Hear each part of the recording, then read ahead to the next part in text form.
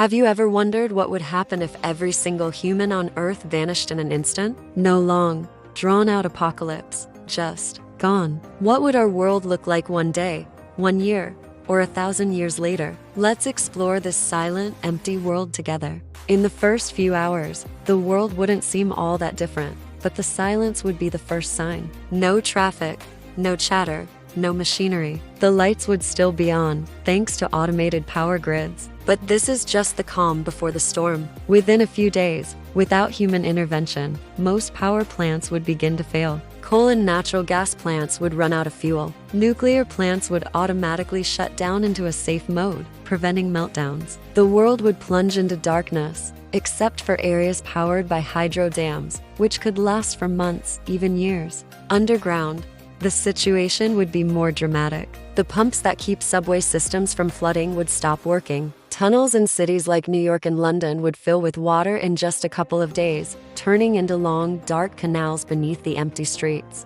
Above ground, our absence would be a feast for nature. Within the first month, our pets would be the first to face the new reality. Smaller house pets would struggle, but larger, more resilient dogs would form packs, relearning their wild instincts. Livestock would break free from their enclosures, and millions of them would unfortunately fall prey to newly emboldened predators. But for wildlife, it's a different story. Within a year, the change would be visible. Weeds would crack through sidewalks and roads. Vines would crawl up the sides of skyscrapers. Cities would start to look like overgrown gardens. Without streetlights, the night sky would return to its former glory, a brilliant tapestry of stars visible even from the heart of what was once Times Square. Animal populations would explode. Deer would wander through suburban neighborhoods, and bears might explore downtown business districts. The top of the food chain would be re-established, with wolves, bears, and big cats reclaiming their territories. After 25 years, the transformation is stunning. Most modern houses would begin to collapse.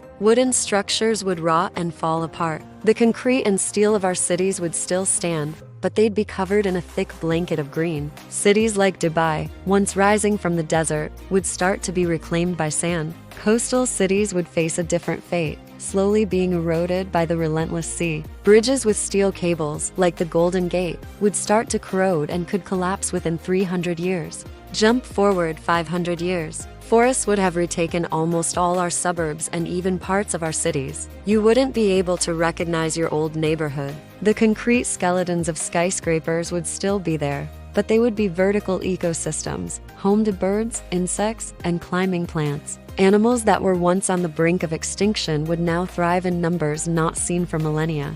After 1,000 years, very little of our civilization would be easily recognizable. The pyramids in Egypt and the Great Wall of China might still be around, testaments to ancient engineering. But our modern world, our steel and glass monuments would be rubble, buried under soil and vegetation. Plastic waste, our most enduring legacy, would still be there, broken down into microplastics, but present in the soil and water.